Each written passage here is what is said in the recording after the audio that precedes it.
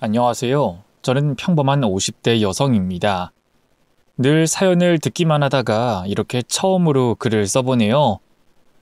요즘 세상이 너무 흉흉하잖아요. 아침에 일어나면 오늘은 또 어떤 가슴 아픈 사건이 벌어졌을까 가슴 졸이는 요즘인데요. 그런 분들에게 조금이라도 힐링이 됐으면 해서 과거 제가 겪었던 말도 안 되는 기적을 소개해 볼까 합니다. 어떤 기적이냐고요? 글쎄요. 악연으로 만났던 사람 덕분에 인생 역전에 성공했다는 설명이면 될까요? 비록 글솜씨는 없지만 지금부터 천천히 이야기를 풀어나가 볼게요. 잘 부탁드립니다. 사실 제 초년 인생은 그다지 순탄하지 못했어요. 어릴 때 엄마가 돌아가셔서 쭉 외롭게 컸고요. 고물상하는 아버지 때문에 학창시절 내내 친구들에게 따돌림 아닌 따돌림을 당했거든요. 아직도 기억에 생생해요. 중학교 때 같은 반에 예쁘고 인기 많은 여자애가 있었는데요.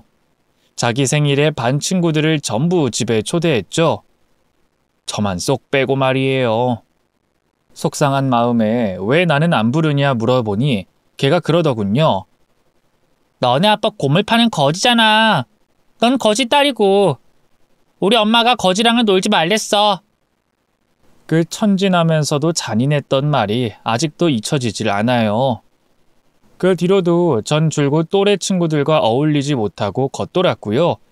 결국 고등학교 때 학교를 그만두고 말았죠. 아버지는 다행히 그런 저를 이해해 주셨어요. 꼭 학교를 다녀야만 훌륭한 사람이 되는 건 아니라면서 하고 싶은 일을 찾을 때까지 기다려주겠다고 하더군요. 그런 아버지가 얼마나 감사했는지 몰라요. 집안 사정이 넉넉한 편은 아니라 집에서 마냥 놀고 먹기가 너무 죄송하더라고요. 그래서 급한 대로 편의점 아르바이트를 시작했죠. 어린 나이에 시작한 사회생활은 생각보다 쉽지 않았어요. 편의점 근처에 나이트와 술집이 많아서 유독 남자 손님 비율이 높았는데요. 여중여고를 다녔던 터라 남자의 면역이 없어서 그랬는지 손님들 상대하는 게 유독 고역이더군요. 개중엔 저를 만만하게 보고 술 한잔 하자는 둥, 연락처 좀 알려달라는 둥 가짜는 수작을 거는 아저씨들도 있었어요. 그럴 땐 그냥 어색하게 웃으면서 힘들 것 같다고 돌려 말하는 게 고작이었답니다. 그러던 어느 날이었어요. 원래 저는 평일 오후 시간에만 근무했는데요. 사장님이 갑자기 알바생 한 명이 그만뒀다면서 주말 심야 시간대 대타를 해달라 하더군요. 원래 본인이 하려고 했는데 갑자기 아기가 열이 나 응급실에 왔다면서요. 사장님이 그동안 워낙 제게 잘해주셨던지라 고민하다 알겠다고 했죠. 출근하니 얼굴이 익은 남자 아르바이트생이 교대를 기다리고 있더라고요. 저보다 오래 일한 사람이었는데 워낙 덩치가 크고 무뚝뚝해서 사적으로 말을 나눠본 적은 한 번도 없었어요. 역시나 저를 보더니 별다른 인사도 없이 바로 시제 점검부터 하더군요. 괜히 민망해진 저는 돈을 세는 남자 옆에서 원래 사장님이 오시려고 했는데 갑자기 아기가 아프다고 해서요. 그래서 오늘 하루만 제가 땜빵하게 됐어요. 하고 주절주절 말을 뱉었죠. 남자는 사장님한테 얘기 들었어요. 한마디 뱉고는 다시 입을 꾹 다물더군요. 그 뒤로 남자는 곧장 퇴근해버렸어요. 혼자 남겨진 저는 가져온 책도 읽고 중간에 들어온 물건도 정리하면서 시간을 보냈죠. 심야 시간대는 오후 알바와 하는 일이 완전히 다르더라고요. 손님이 거의 오지 않아서 청소와 물건 정리가 주된 업무였는데요. 그마저도 다 끝나니 시간이 어찌나 안 가던지요. 너무 심심해서 차라리 손님이라도 왔으면 하는 생각이 들더군요. 그리고 얼마나 시간이 흘렀을까요? 제 마음을 알기라도 한 듯 마침내 문을 열고 손님 한 명이 들어왔어요. 아버지 또래로 보이는 중년 남성이었는데 어찌나 술을 많이 마셨는지 멀리서부터 알코올 냄새가 진동을 하더군요. 아저씨는 매대는 둘러보지도 않고 다짜고짜 제 앞으로 왔어요. 그리고 카드를 던지면서 담배 한 갑을 달라고 하더군요. 이런 진상은 익숙했기 때문에 별말 없이 아저씨가 달라고 하는 담배를 꺼냈어요. 그리고 카드로 계산한 뒤 영수증과 같이 돌려주는데 갑자기 그 아저씨가 제 손목을 낚아채더군요. 넌 뭐야? 처음 보는 얼굴인데? 여기 알바생 바뀐 거야? 당황한 저는 대답할 생각도 못하고 손목부터 빼내려고 했어요. 하지만 어찌나 힘이 센지 꼼짝도 않더군요. 저기요, 이 손 좀 놔주세요. 아니, 누가 잡아먹는데? 손 한 번 잡은 거 가지고 왜 이렇게 유난이야? 남자 한 번 못 만나본 기집애처럼. 아저씨의 말에 전 아무 말도 할 수가 없었어요. 어쨌든 그때까지 남자를 만나본 경험이 없는 건 사실이었으니까요. 제 침묵을 어떻게 해석했는지 갑자기 아저씨가 징그러운 미소를 짓더군요. 뭐야, 나이가 몇 살인데 아직까지 남자랑 만나본 적이 없어? 요즘 애들 같지 않게 순진한 아가씨 같은데. 어떻게, 이 아저씨랑 한번 만나볼래? 아저씨가 보기엔 이래도 꽤 괜찮은 남자야. 왜 이러세요? 일단 이 손부터 놔주세요. 아따, 아직 젊어서 그런지 손도 보들보들하네. 급기야 그 아저씨는 제 손을 은근하게 주무르기 시작했어요. 지금이야 편의점마다 버튼만 누르면 경찰이 달려오는 경보장치가 있다는데 저희 땐 그런 게 있었나요? 그저 지나가는 행인 누구라도 구해주길 바라면서 벌벌 떨고 있는 수밖에 없었죠. 보통 낮 시간대에는 금방 다른 손님들이 들어오곤 했거든요. 그럼 괜한 수작을 걸던 남자들도 멋쩍은 표정을 지으면서 떨어져 나갔고 말이에요. 그런데 늦은 시간이라 그런지 좀처럼 다른 손님은 들어오지 않았고요. 아저씨는 점점 과감하게 제게 추근덕대기 시작했습니다. 일 언제 끝나? 아저씨랑 같이 술 한잔 할래? 응? 아저씨는 급기야 팔을 뻗어 제 머리카락을 쓰다듬기 시작했어요. 이러다 정말 큰일 나겠다 싶은 마음에 절로 눈물까지 나더군요. 그런데 바로 그때였어요. 갑자기 편의점 문이 열리더니 웬 남자가 성큼성큼 계산대 쪽으로 다가오지 않겠어요. 누군가 했더니 아까 그 교대했던 그 남자 동료였어요. 상욱 씨, 여긴 어떻게? 이 시간대 이상한 손님들이 종종 오거든요. 미정 씨 혼자 드는 게 좀 불안하다 했더니만 역시나. 어이 아저씨, 엄한 개수작 부리지 말고 당장 꺼져요. 경찰 부르기 전에. 남자는 그 아저씨를 제게서 떼어놓더니만 그대로 문 쪽으로 밀어버렸어요. 아니 내가 뭘 어쨌다고? 감히 손님한테 이래도 돼? 손님이 손님다워야 대접을 해주죠. 진짜 경찰서 가서 잘잘못 한번 가려볼까요? 아저씨 아주 제대로 콩밥 한번 먹게 해줘? 아니 내가 무슨 잘못을 했다고? 난 그냥 아가씨가 내 딸 같은 마음에. 누가 딸한테 그렇게 더럽게 추근덕거려? 헛소리 그만하고 당장 꺼져요. 아님 나랑 경찰 없이 한번 붙어볼래요? 남자는 아저씨를 향해 위협적으로 주먹을 휘둘렀어요. 그러자 아저씨는 찍소리도 못하고 깨갱하더니만 그대로 주랭랑을 쳐버리더군요. 남자는 그런 아저씨 등에 대고 다신 오지 마요. 오면 바로 경찰에 신고할 거야. 하고 고함을 쳤죠.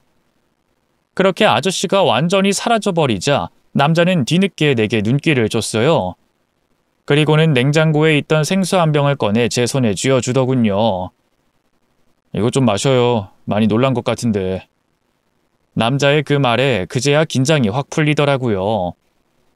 저는 창피한 것도 있고 그 자리에서 아이처럼 엉엉 울어버렸죠.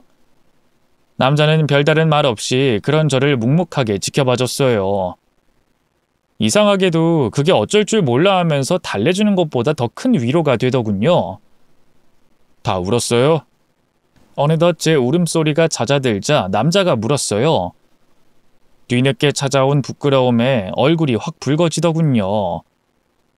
네, 갑자기 울어서 죄송해요. 그리고 구해주셔서 정말 감사해요. 감사하긴요. 원래 내가 대타를 띄웠어야 하는데 지금 시험 기간이라 거절했거든요.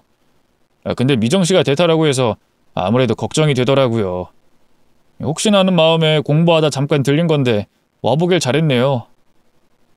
알고 보니 남자는 인근 대학에 다니는 학생이었어요. 자기가 대타를 거절하는 바람에 제가 이런 일을 당했다고 생각했는지 펑 미안해하더군요. 무서운 인상과는 다르게 참 마음씨 착하고 좋은 남자였죠. 마치 동화 속 기사님 같았다고나 할까요? 남자의 면역이 없던 제가 그에게 호감을 품게 된 건 당연한 결과였죠. 홀로 그를 짝사랑하던 저는 크리스마스에 용기를 내서 고백했고요. 믿을 수 없게도 그는 제 마음을 받아줬습니다. 글쎄, 그날 이후로 자기도 저를 마음에 품고 있었다지 뭐예요. 왜 진작 말 안 했냐고 하니 거절당하면 둘 중 한 명은 편의점을 그만둬야 할까봐 그랬다고 하더군요. 그럼 영영 못 보게 되는 거니까 두려웠다고요. 보기와는 다르게 참 소심하죠? 알고 보니 남자친구는 저만큼이나 연애 경험이 없더라고요. 신입생 때 선배와 한 달 정도 짧게 사귀었던 걸 제외하면 제가 첫 여자친구라고 하더군요. 연애 초보들끼리 만났으니 얼마나 서툴렀겠어요. 사랑에 대한 환상이 있으니 서로 바라는 건 많고 그런 주제에 그걸 말 안 해도 상대가 알아주길 바라고 연애하고 2, 3년 차 때까진 참 징글맞게도 많이 싸웠던 것 같아요. 하지만 신기한 건 누구도 먼저 헤어지자 말한 적은 없다는 거예요. 아마 그만큼 서로 사랑하고 있었던 거겠죠.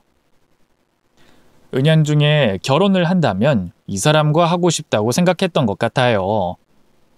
그리고 그건 남자친구도 마찬가지였나 봐요. 남자친구는 대학을 졸업하고 바로 아버지가 운영한다는 물류회사에 들어갔는데요. 어느 정도 적응이 됐을 무렵 갑자기 제게 청혼을 하더군요. 생각도 못하고 있었기 때문에 얼마나 놀랐는지 몰라요. 나랑 결혼하자고? 진짜? 그럼 가짜로 청혼하는 사람도 있냐? 왜? 나랑 결혼하기 싫어? 아니, 싫은 건 아닌데 너무 갑작스러워서. 갑작스럽긴 뭐가 갑작스러워. 우리 사귄 지 벌써 4년째인데. 물론 네 나이가 아직 어리다는 건 알아. 그렇지만 난 너 말고 다른 여자랑 이렇게 지지고 볶고 하면서 만날 마음 없어. 너도 그렇지 않아? 참 멋대가리 없는 청혼이었죠. 그 흔한 사랑한다는 말조차 없었으니까요. 하지만 그게 참 남자친구답다는 생각이 들더군요. 고민하던 저는 이내 고개를 끄덕였어요. 좋아.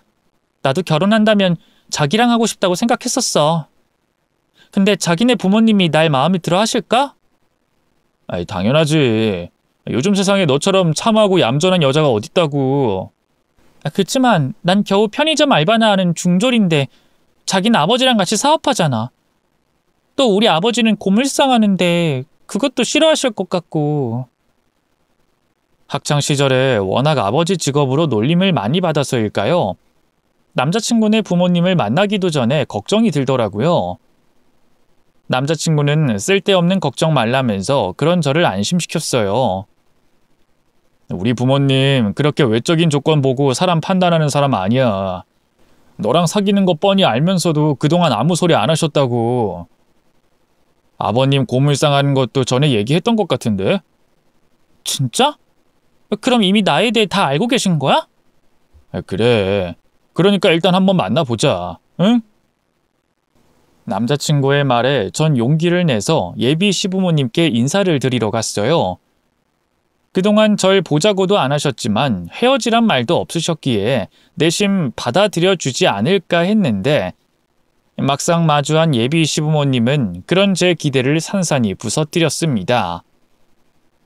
두 분은 제게 어서 오라며 인사조차 하지 않으셨어요. 잘 보이고 싶은 마음에 한우 세트와 꽃다발을 사갔었는데 선물이라며 내밀어도 고맙다 말 한마디 없으시더군요. 특히 예비 시어머니는 냉랭한 표정으로 저를 흘낏거리며 못마땅하다는 듯이 대놓고 혀를 차셨죠. 어찌나 가시방석이던지 가정부 아주머니가 내온 음식이 입으로 들어가는지 코로 들어가는지도 모르겠더라고요. 남자친구도 당황했는지 어쩔 줄 몰라 하더군요. 그렇게 식사가 마무리될 무렵 마침내 예비 시어머니가 입을 열었어요. 그래, 대학은 어디 나왔어요? 우리 상욱이랑 같은 학교는 아닌 것 같고. 남자친구가 이미 다 말했다고 들었는데 굳이 다시 제 학력을 물어보더라고요. 잔뜩 쫄아서 간신히 입을 열었죠. 아, 그게 대학은 따로 안 나왔어요. 고등학교 때 자퇴했거든요. 자퇴? 어쩌다가? 친구들한테 따돌림을 좀 당해서요. 아니, 고작 그런 걸로 학업을 포기하다니. 예비 시어머니는 제가 들으라는 듯이 긴 한숨을 내셨어요. 그리고는 이내 다시 입을 열더군요. 어머니는 어릴 때 돌아가셨다고 들었는데 그럼 쭉 아버지 손에 큰 거예요? 네, 아버지가 키워주셨어요. 고물상은 설마 아직도? 네, 계속 하고 계세요. 예비 시어머니는 차갑게 굳은 표정으로 더는 아무 말도 하지 않았어요. 누가 봐도 저희 아버지 직업을 못마땅히 한다는 걸 알 수 있었죠. 일부러 허리를 꼿꼿하게 펴봐도 자꾸만 작아지는 기분이 들더군요. 그런 제가 안쓰러웠던 걸까요? 보다 못한 남자친구가 입을 열었어요. 엄마, 이미 다 아는 걸 뭘 자꾸 꼬치꼬치 물어봐. 이제 그만해. 그러자 예비 시어머니가 왈칵 성을 내더군요. 그만하긴 뭘 그만해. 어련히 알아서 헤어질 거라고 반대하면 더 불타오를 거라면 말리던 너희 아버지 말을 들은 내가 바보였지. 진작에 못 만나게 갈라놨어야 하는 건데. 예비 시어머니의 말에 저는 물론 남자친구까지 깜짝 놀랐어요. 남자친구는 떨리는 목소리로 그럼 지금까지 미정이에 대해 아무 말도 안 한 게 그래서였어? 그래. 그럼 설마 저런 중졸의 고물상 집 딸내미를 좋다고 할 줄 알았니? 긴 말할 것 없고 당장 헤어져. 예비 시어머니는 저희 말은 듣지도 않고 그대로 자리를 박차고 일어났어요. 그리고는 위층으로 올라가 버렸죠. 시아버지도 말없이 그 뒤를 따랐고 말이에요. 그렇게 텅 빈 식탁에 남자친구와 단 둘이 남겨졌는데 어찌나 스스로가 비참하고 초라하던지 저는 아무 말도 못하는 남자친구에게 어머님 말씀대로 하자 한마디 던지고는 밖으로 나왔습니다. 그런데 이게 웬걸 남자친구가 허둥지둥 제 뒤를 쫓아오더니만 미안하다고 사과하더군요. 미안해 미정아. 우리 부모님이 설마 너한테 이럴 줄은. 내가 면목이 없다. 자기가 미안할 게 뭐 있어. 내가 부족해서 그런 건데. 네가 부족하긴 뭐가 부족해. 난 너 없으면 안 돼. 우리 부모님이 끝까지 반대해도 난 너랑 결혼할 거야. 저를 향한 남자친구의 마음은 생각보다 더 깊었어요. 부모님을 설득하는 데 실패하자 기어이 집을 나와 혼자 살기 시작하더군요. 변변한 지원도 받지 못하고 반지하방에서 사는 게 얼마나 힘들었겠어요. 그런데도 결혼을 허락해주지 않으면 의절하겠다면서 버티더군요. 하나뿐인 외동아들이 그렇게 나오자 결국 먼저 백기를 든 건 예비 시부모님이었어요. 결국 마음대로 하라면서 저와 남자친구의 결혼을 허락하셨죠. 그렇게 저희 두 사람은 정식으로 식을 올릴 수 있었고요. 마침내 부부 사이가 됐답니다. 예비 시부모님이 내건 조건 중 하나가 합가였거든요. 그래서 저와 남자친구는 따로 신혼집을 구하지 않고 예비 시부모님이 살던 2층짜리 단독주택으로 들어갔는데요. 함께 사는 게 힘들 거라고 어느 정도 각오는 했지만 시어머니의 시집살이는 예상했던 것보다 훨씬 더 힘들었어요. 시어머니는 우선 같이 일하던 가정부 아주머니부터 내보냈어요. 모든 집안일은 다 제게 시키겠다는 엄포나 다름없었죠. 애미 없이 자랐는데 어디 살림이나 제대로 할 줄 알겠니? 내가 직접 끼고 가르칠 테니 앞으로 정신 똑바로 차리렴. 네, 어머님. 뭐든 시켜만 주시면 열심히 할게요. 말로는 가르쳐주겠다 해놓고 시어머니가 실제로 뭘 하는 건 없었어요. 그저 제 옆에서 모욕 섞인 잔소리나 해댈 뿐이었죠.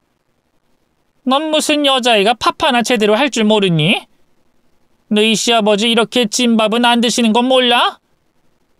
이래서 애미 없이 자란 애는 드리는 게 아니었는데. 아휴, 바깥 사도는 대체 딸 교육을 어떻게 한 거야? 애미가 없으면 다른 여자라도 들여서 제대로 키웠어야지. 저를 향한 비난은 얼마든지 참을 수 있었어요.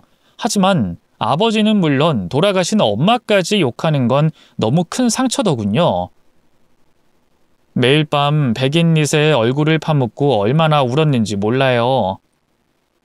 처음엔 제가 노력하면 조금만 더 살갑게 다가가면 시부모님도 언젠가는 제게 마음을 열 거라고 믿었어요.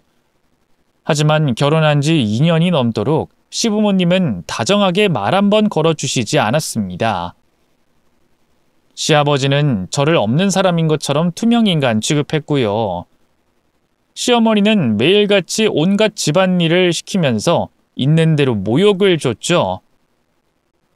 죽지 못해 살아가는 나날들이었네요. 믿음직스럽던 남편도 정작 결혼 후에는 별다른 힘이 돼주지 못했죠. 남편이 나서면 나설수록 시어머니의 괴롭힘은 더욱더 심해지기만 했거든요. 맘 같아선 분가하고 싶었지만 남편이 시아버지 밑에서 일을 배우고 있어서 그럴 수도 없었네요. 다달이 시아버지가 월급조로 주는 돈이 없으면 저희 부부는 꼼짝없이 굶어 죽을 판이었으니까요. 조금만 기다려, 미정아. 아버지 회사 완전히 물려받으면 그때 우리 분가하자. 어느 날 또 혼자서 울고 있던 저를 달래주며 남편이 말했어요. 그때부터 제 유일한 희망은 남편이 하루빨리 시아버지 사업을 물려받는 것뿐이었죠. 하지만 정정하고 일욕심이 많던 시아버지는 좀처럼 은퇴할 생각이 없어 보였어요.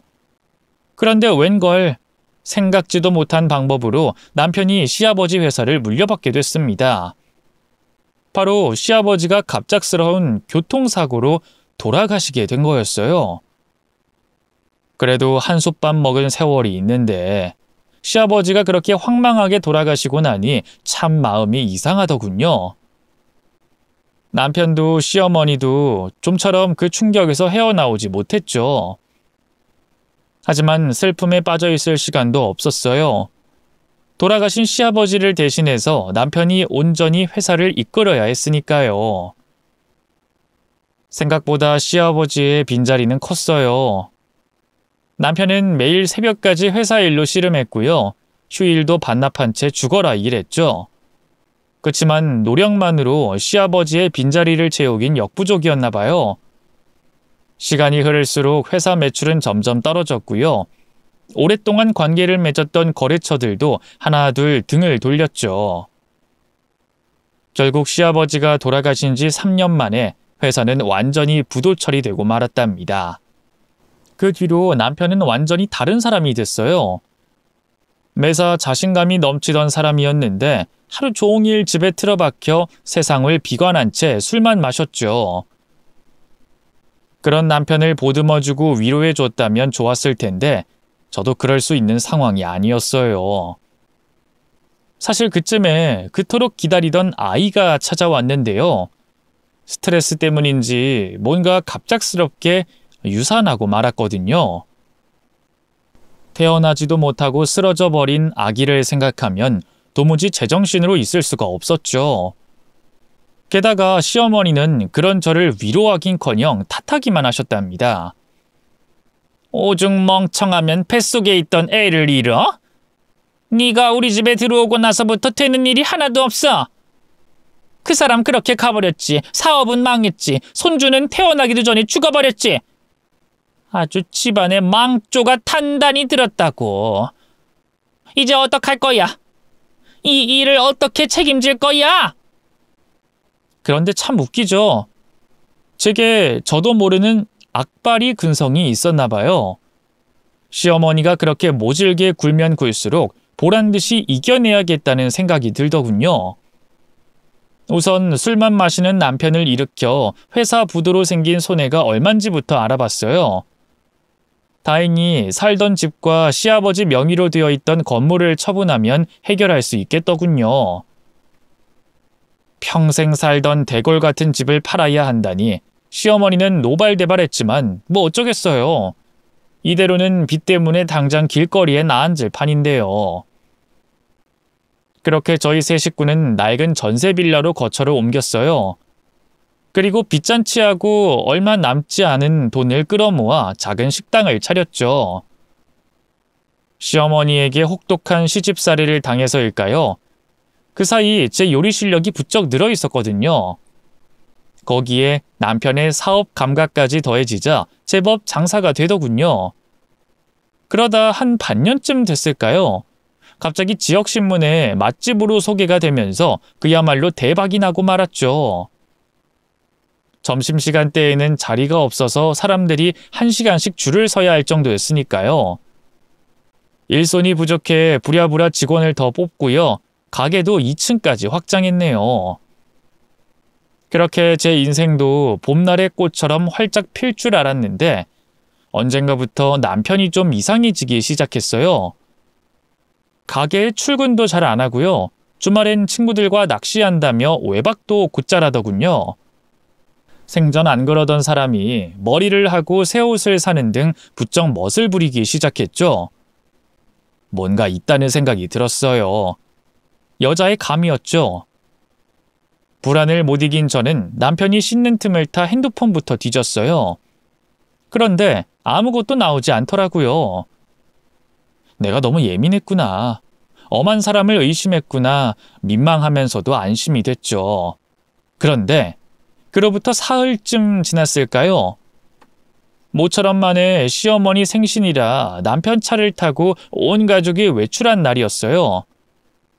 따로 식당을 예약해둔 터라 내비게이션에 그 식당 주소를 입력했는데 이게 웬걸. 최근 목적지에 낯선 오피스텔 주소가 떡하니 있는 거예요. 남편은 당황해서 그 주소를 황급히 삭제해버렸지만 그래서 더 의심이 갔죠.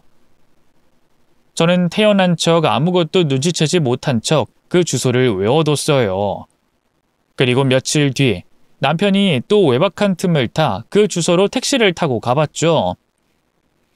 그 오피스텔 앞에서 얼마나 진을 치고 있었을까요? 해질 무렵 익숙한 차 한 대가 그 오피스텔 입구로 들어갔어요. 맞아요. 바로 제 남편 차였죠. 남편은 주차장에 차를 대더니만 웬 젊은 여자와 같이 내리더군요.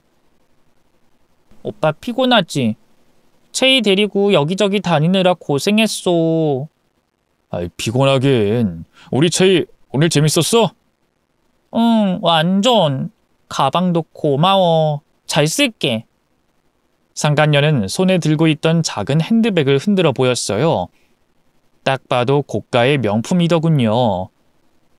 연애 촛대를 제외하곤 생전 제게 꽃 한 송이 선물한 적 없던 남편이라 그걸 보니 눈이 확 돌더라고요. 지금 이게 뭐하는 짓들이야? 저는 짐승만도 못한 년놈을 향해 달려들었어요. 그제야 제 존재를 눈치챈 남편의 얼굴이 하얗게 질리더군요. 당신이 여긴 어떻게? 어떻게? 지금 할 말이 그거밖에 없어? 전 그대로 남편의 뺨을 연거푸 서너 대 때렸어요. 그리고 경악하는 상간녀의 머리채를 잡아뜯으며 난동을 부렸죠.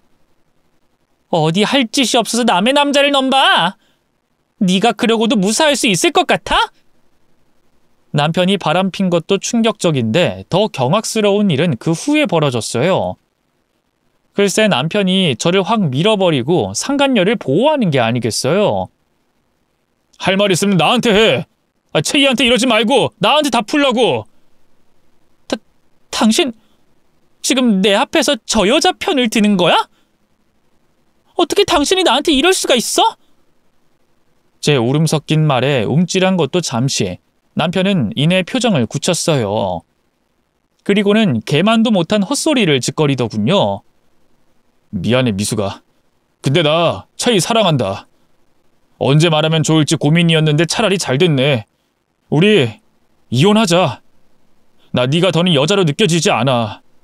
우리 사이에 애라도 있으면 정이라도 붙여서 살겠는데 그것도 아니고 이쯤에서 그만 서로를 위해 정리하자. 당신 지금 그걸 말이라고 해? 왜? 이제 좀 살만해지니까 다른 여자가 눈에 들어오니? 아버님 사업 다 말아먹고 반병신처럼 있던 인간 일으켜서 식당 하자 했던 게 누군데? 내가 없었으면 당신 이렇게 다시 재기할 수 있었을 것 같아? 남편도 일말의 양심이 남아있긴 했던가 봐요. 차마 제 눈을 똑바로 보지 못하고 입을 꾹 다물더군요. 그런 남편을 대신해 이번엔 상간녀가 앞으로 나섰어요. 저기요, 아줌마. 우리 오빠가 아줌마 싫다잖아요. 추하게 그만 매달리고 이제 그만 우리 오빠 놓아주시죠? 그 잘난 식당 아줌마 없어도 오빠랑 나 둘이서 충분히 잘 운영할 수 있으니까. 뭐가 어째? 남의 남자하고 붙어먹은 주제에 부끄러움도 모르고 뭘 잘났다고 입을 놀려? 기가 막혀. 아줌마, 눈 있으면 좀 보세요. 외모, 나이, 몸매 뭐 하나 저보다 나은 게 없는데 이렇게 미련 떨 시간에 외모나 가꾸세요. 상간녀의 모욕적인 말에 온몸이 바르르 떨렸어요. 하지만 남편은 제 편을 들긴커녕 오히려 그런 상간녀의 어깨를 감싸 안더군요. 바보 같은 저는 그 자리에서 더는 아무 말도 하지 못했고요. 눈물을 꾹 참고 홀로 쓸쓸하게 집으로 돌아왔습니다. 고민하던 저는 집에 있던 시어머니에게 남편의 바람 사실을 알렸어요. 그런데 이게 웬걸. 시어머니는 그런 남편을 탓하긴커녕 편들기 바쁘더군요. 네가 진작에 잘했어 봐. 상욱이가 다른데 눈을 돌렸겠니? 남자는 여자 하기 나름이야 이거사. 어머님, 무슨 말씀을 그렇게 하세요? 그럼 지금 그이가 바람핀 게 잘했다는 거예요? 누가 잘했다든? 너한테도 잘못이 있다 이거지? 정말 너무하시네요. 생전 저한테 마음 안 주고 모질게만 굴던 것도 다 이해하려고 했어요. 그런데 이젠 그이가 바람난 것까지 제 탓을 하시다뇨? 전 시어머니 앞에서 생전 처음으로 목소리를 높여 대거리를 했어요. 그러자 시어머니는 당황했는지 아무 말도 못하다가 그냥 방 안으로 들어가 버리더군요. 그렇게 혼자 얼마나 울었을까요? 상간녀와 있던 남편이 집으로 돌아왔어요. 작정했는지 손에는 이혼 서류까지 들고 있더군요. 내가 여기 순순히 도장 찍어줄 것 같아? 당신도 그 여자도 가만 안 둘 거야. 세상에 어느 천치가 바람핀 남편과 곱게 이혼해 주겠어요. 저는 바로 남편과 내연녀에게 간통죄와 상간녀 소송을 걸었어요. 그때까지만 해도 아직 간통죄가 폐지되기 전이었거든요. 그런데 남편은 참 무서울 만큼 치밀한 사람이더군요. 핸드폰이 깨끗할 때부터 눈치챘어야 하는데 바람핀다는 증거를 하나도 남김없이 싹 지워버린 거예요. 그리고 오히려 명예훼손으로 저를 엮고소하더군요. 남편은 어리석은 싸움 그만하고 이쯤에서 포기하라고 말했어요. 지리멸렬한 재판 과정에 지쳐있던 저도 그쯤 되니 모든 걸 놓고 싶어지더군요. 결국 저는 모든 소송을 취하하고 남편과 합의 이혼했고요. 가게도 고스란히 남편에게 넘기고 집을 나왔습니다. 그래도 하늘이 마냥 저를 버리진 않았던가 봐요. 남편은 상간녀와 재혼한 뒤 떵떵거리며 잘 살긴커녕 가게를 쫄딱 말아먹었고요. 채 2년도 같이 못 살고 갈라서고 말았습니다. 천년의 사랑인 것처럼 굴더니만 참 우습더군요. 지인에게 건너 듣기론 그 뒤로 집에만 틀어박혀 또 술만 퍼마신다더라고요. 보다 못한 시어머니가 파출부 일을 하면서 집안 생계를 책임지고 말이죠. 안쓰럽긴커녕 인과응보라는 생각만 들더군요. 하지만 저도 크게 다를 건 없었어요. 부끄럽게도 친정의 몸을 을탁한 채 허송세월만 보냈죠. 그 사이 세월은 왜 그리도 화살처럼 빠르게 흘러가던지 정신을 차려보니 어느덧 20년이라는 시간이 흘러 있었고요.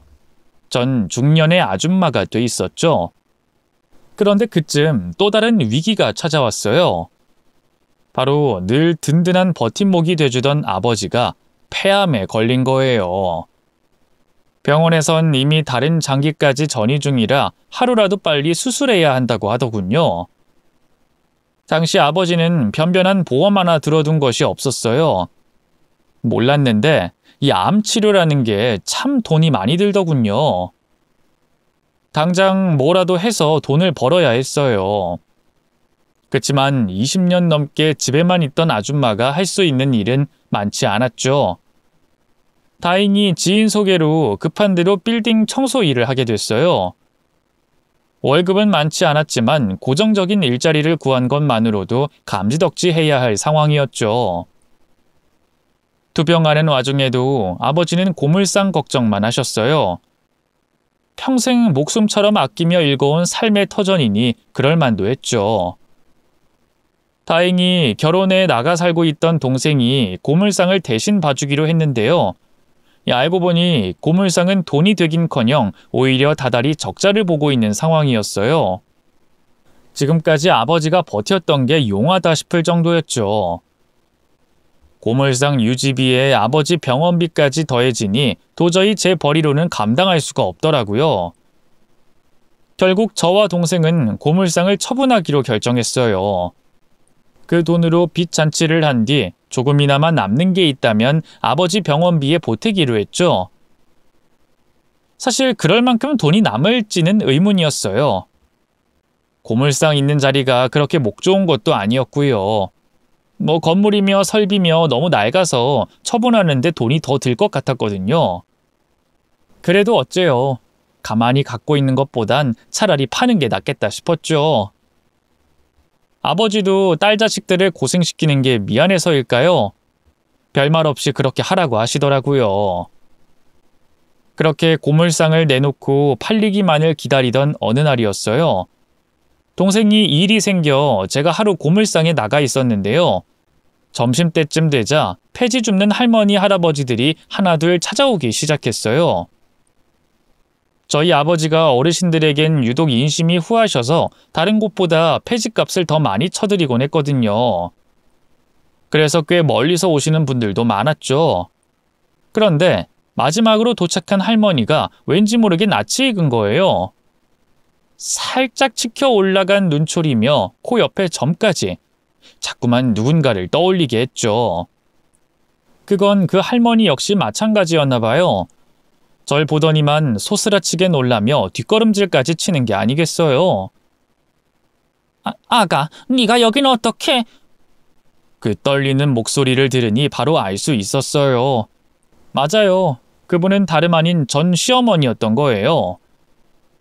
처음엔 너무 놀라 경황이 없었어요. 하지만 저를 보며 어쩔 줄 몰라 하는 전 시어머니를 보고 있자니 이상한 기분이 들더군요. 아쉬운 거 하나 없이 떵떵거리며 살던 분이 왜 폐지나 줍는 처지가 됐는지. 마지막으로 소식을 들었을 때 파출부 일을 하고 있다고 했었는데 그마저도 나이가 너무 들어 더는 할 수가 없었나 봐요. 제가 과거 당했던 수모를 생각하면 당장 꺼지라며 쫓아내야 마땅했죠. 하지만 너무 오랜 시간이 흘러서일까요? 아니면 저도 나이를 먹어서 유해졌기 때문일까요? 성성한 백발에 잔뜩 여윈 시어머니를 보니 차마 모진 말이 나오지 않더라고요. 그렇다고 뭐라고 해야 할지도 몰라 그냥 가만히 쳐다만 봤죠. 그런 제 시선을 어떻게 해석한 걸까요? 우물쭈물하던 전 시어머니가 천천히 입을 열었어요. 옛날엔 내가 너무 못되게 굴었지? 미안하다. 변명 같지만 그동안 네 생각하면서 참 많이 후회했었어. 아마 하늘이 지난 죄를 참회하라고 날 여기로 보냈나 보구나. 나이를 먹은 건 저뿐만이 아니었어요. 전 시어머니 역시 20년 사이 완전히 다른 사람이 되어 있었죠. 하긴 10년이면 강산도 변한다는데 그 2배의 시간이 지났으니까요. 그런 시어머니를 보고 있자니 옛날 일을 따지고 들어서 뭐하나 싶더라고요. 그래서 저도 모르게 시어머니의 마른 손을 잡고 됐어요. 예전 일은 잊고 밥이나 한 끼 드시고 가세요. 하고 말했죠.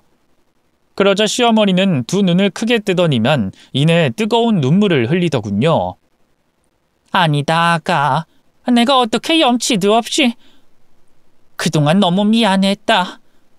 평생 너에 대한 죄책감 때문에 속지 않은 마음으로 살았어. 너무 늦었지만 이제라도 이렇게 용서를 비마. 급기야 시어머니는 제 앞에 무릎까지 꿇으려고 했어요. 전 그런 시어머니를 억지로 일으킨 다음 고물상 뒤편에 난 작은 방으로 모셨죠. 아버지가 지내던 곳이라 부엌이며 간단한 세간살이가 딸린 곳이었어요. 그곳에서 그 옛날 그랬던 것처럼 시어머니를 위한 밥상을 차렸네요. 뭐 대접할 것도 없어 냉장고에 있던 밑반찬에 된장찌개 하나 급하게 끓여낸 게 전부였지만요. 어서 드세요. 새벽부터 폐지 주우러 다니느라 아직 한 끼도 못 드셨죠? 그래, 고맙다. 잘 먹음마. 전 시어머니는 조심스럽게 수저를 들었어요. 하지만 목이 콱 메이는지 좀처럼 넘기질 못하더군요. 그 모습을 보는데 이상하게 저도 눈물이 나더라고요. 그동안 어떻게 지내셨어요? 그이는 잘 지내고요? 궁금했던 전 남편의 안부부터 물었어요. 그러자 전 시어머니는 너무나 충격적인 대답을 했습니다. 상욱이 4년 전에 하늘나라로 먼저 떠났다. 술을 너무 많이 마셔서 간경화로. 끝까지 불효막심한 자식이었지. 설마 전 남편이 죽었을 거라고는 생각도 못했거든요. 뭐라고 말해야 할지 몰라 허공만 쳐다보고 있는데 시어머니가 다시 말을 잇기 시작했어요. 상욱이 때문에 네가 정말 고생 많았다. 팔은 안으로 굽는다고. 그땐 내가 너무 내 아들 귀한 줄만 알아서 널 많이 서운하게 했지. 그래선 안 됐는데. 미안하다. 됐어요. 이미 다 지난 일이잖아요. 그렇게 말해주니 고맙다. 바깥사도는 잘 계시고? 시어머니의 말에 말문이 턱 막히더군요. 머뭇거리다 아버지가 지금 폐암 투병 중이라고 말씀드렸어요. 그래도 한때 한솥밥 먹던 사이라서일까요? 남에게는 말 못하고 쌓아만 뒀던 구구절절한 속사정이 쉽게 뱉어지더라고요. 그래서 아버지의 병구한 문제며 고물상 처리 문제며 그동안 혼자 알아왔던 걸 한탄하듯 전부 말씀드렸죠. 그래서 이 고물상도 곧 처분할 예정이에요. 대부분 빚이라 푼돈밖에 못 건지겠지만 그걸로라도 아버지 병원비를 대야 해서요. 그러니까 어머님도 앞으로는 굳이 여기까지 오지 마세요. 아셨죠? 제 말에 시어머니는 잠자코 고개를 끄덕였어요. 그리고는 갑자기 손을 뻗어 제 손을 꽉 힘주어 잡더군요. 그동안 네가 고생이 많았겠구나. 짐승도 은혜는 갚을 줄 안다는데. 이렇게 지난 잘못을 용서하고 따뜻한 밥 한 끼 대접해준 너를 내 잊지 않음마. 어떻게든 이 은혜는 꼭 갚을게. 전 시어머니의 말은 감동적이긴 했지만 그렇게 와닿진 않았어요. 생계가 어려워져 폐지를 줍고 있는 시어머니에게서 어떤 도움을 기대할 수 있겠어요. 그치만 내색하지 않고 감사하다면서 고개를 끄덕였죠. 그러자 시어머니도 그런 제 마음을 눈치챘는지 네가 못 믿는 건 안다. 그래도 내 다른 건 몰라도 오늘 먹은 밥값만큼은 꼭 돌려주마 하시더군요. 그렇게 전 시어머니는 밥 한 공기를 묵묵히 다 비우고 일어섰고요. 나중에 또 보자는 인사를 남긴 뒤 떠나갔습니다. 그땐 정말 몰랐어요. 제 인생에 믿을 수 없는 기적이 찾아올 줄은 말이죠. 이튿날 저는 평소처럼 건물 청소 일을 하기 위해 집을 나섰어요. 복도 계단부터 쓸고 닦다 보니 어느새 점심시간이 돼 동료들과 휴게실에서 밥을 먹고 있었는데요. 갑자기 띵동 핸드폰 문자 알림이 오지 않겠어요? 은행 입출금 통지 문자였죠. 아직 대출 이자 빠져나갈 때가 아닌데 싶어 눌러본 저는 그대로 얼어붙고 말았습니다. 글쎄, 제 계좌로 무려 5억이라는 큰 돈이 입금돼 있지 뭐예요. 몇 번을 확인해봐도 마찬가지였어요.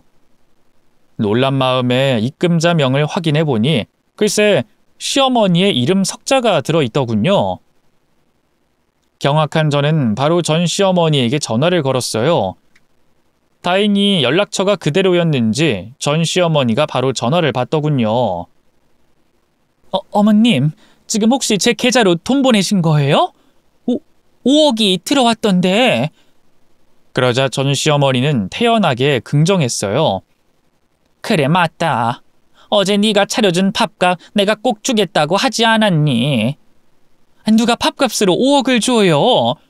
이렇게 큰 돈을 대체 어디서? 어머님, 그 이 죽고 생활이 많이 어려워졌던 거 아니었어요? 그래서 폐지주로 다니신 거 아니에요? 제 물음에 시어머니는 너무나 충격적인 대답을 했어요. 그랬지. 그런데 최근에 내가 폐지 줍다가 웬 술 취한 놈한테 복권 한 장을 받았지 뭐냐. 안 받는다고 했는데 한사코 손에 쥐어주더라고. 낙하지라면서. 뭐 이런 이상한 놈이 다 있나 했는데 글쎄 그게 덜컥 1등에 당첨됐어. 처음에 그걸 알았을 땐 남편, 자식, 며느리 다 잃고 이제와 이게 무슨 소용인가 싶었는데 아무래도 하늘이 널 도우라고 그랬나 보다. 아무리 그래도 이걸 저한테 주시면 어머님 돈이잖아요. 그건 네 돈이나 다름없어. 옛날에 너희 시아버지 돌아가시고 집안 풍비박산 났을 때 그거 일으킨 게 너 아니냐. 근데 못난 내 아들놈한테 가게까지 뺏기고 위자료 한 푼 못 받고 그게 그렇게 마음에 걸렸어. 이제라도 이렇게 너한테 그 빚을 갚을 수 있다는 게 얼마나 다행인지 모르겠다. 시어머니의 말에 바보같이 눈물이 팽 돌더라고요. 간신히 울음을 참고 다시 입을 열었죠. 말씀은 너무 감사한데 그래도 이 돈은 너무 큰 돈이에요. 받을 수 없어요, 어머님. 받아둬. 이 늙은이가 살면 얼마나 더 산다고. 그 돈 다 저승에 싸질머지고 갈 것도 아니고 필요한 사람이 써야지. 이제라도 이렇게 빚 갚을 수 있게 해줘서 고맙다. 그러니 제발 받아줘. 시어머니가 그렇게까지 말하니 더는 거절할 수가 없더라고요. 결국 전 감사하다고 거듭 고개를 숙여 인사했죠. 그리고 그 돈으로 바로 쌓여있던 빚부터 갚았고요. 밀린 아버지 병원비도 해결했죠. 물론 고물상을 부동산에 내놨던 것도 취소했네요. 이 사실을 안 아버지는 눈물까지 흘리며 기뻐하셨어요. 내색은 안 했지만 고물상을 처분해야 한다는 게 많이 힘드셨던가 봐요. 그 뒤로는 이상하게 모든 일이 술술 풀렸어요. 아버지는 무사히 수술과 항암 치료를 마치고 쾌차하셨고요. 요즘도 고물상에 나가서 열심히 일하고 계세요. 그만 정리하고 좀 쉬셨으면 좋겠는데 본인이 평생 지켜온 일터라 그런지 정떼기가 쉽지 않은가 봐요. 의사 선생님도 삶에 활력을 주는 목적으로 무리하지 않는 선에서 일하는 건 괜찮다고 해서 당분간은 지켜볼 생각입니다. 그리고 시어머니도 종종 고물상에 얼굴을 비추고 계세요. 전처럼 소일거리로 폐지를 주우시는 건 아니고요. 그냥 아버지하고 수다도 떨 겸 제 얼굴도 볼 겸 해서 오신답니다. 해묵은 감정을 싹 털어내고 새롭게 인연을 맺어서일까요? 이젠 시어머니가 더 이상 원망스럽지 않아요. 오히려 너무 큰 은혜를 입은 것 같아 고맙고 죄송할 따름이죠. 또 저는 전 남편과의 상처를 뒤로하고 좋은 남자를 만났어요. 아버지 친구분이 소개해준 남잔데요. 처음엔 한사코 거절했는데 아버지까지 나서서 자꾸만 만나보라 하시더라고요. 저보다 2살 연상의 평범한 회사원이고요. 저처럼 한번 결혼에 실패한 아픔이 있는 사람이에요. 그냥 아버지한테 효도하는 셈 치고 얼굴만 보고 일어나려 했는데 상대의 적극적인 대쉬로 결국 결혼까지 하게 됐죠. 남편은 전 남편과 달리 성실하고 저밖에 모르는 사람이에요. 또 이혼이라는 공통점이 있어서 그런가 통하는 부분도 많죠. 늦지막한 나이에 아들도 하나 낳았는데요. 다 늙어서 육아하려니 참 힘든 점도 많았지만 그래도 얼마나 행복한지 몰라요. 지옥 같던 모유 수유에 고생하던 게 엊그제 같은데 아들이 어느덧 내년이면 중학교에 들어간답니다. 시간 참 빠르죠? 시어머니는 마치 친손주처럼 제 아들도 예뻐해 주신답니다. 남편은 아예 제 장모님이라고 여기고 있어요. 저 또한 제 친정 엄마처럼 나중에 돌아가실 때까지 모실 생각입니다. 시어머니에겐 그 정도로 큰 은혜를 입었다고 생각하니까요. 곧 아들이 돌아올 시간이라 글을 여기서 줄여야 할 것 같아요. 긴 얘기 들어주셔서 감사합니다. 모두 건강하세요.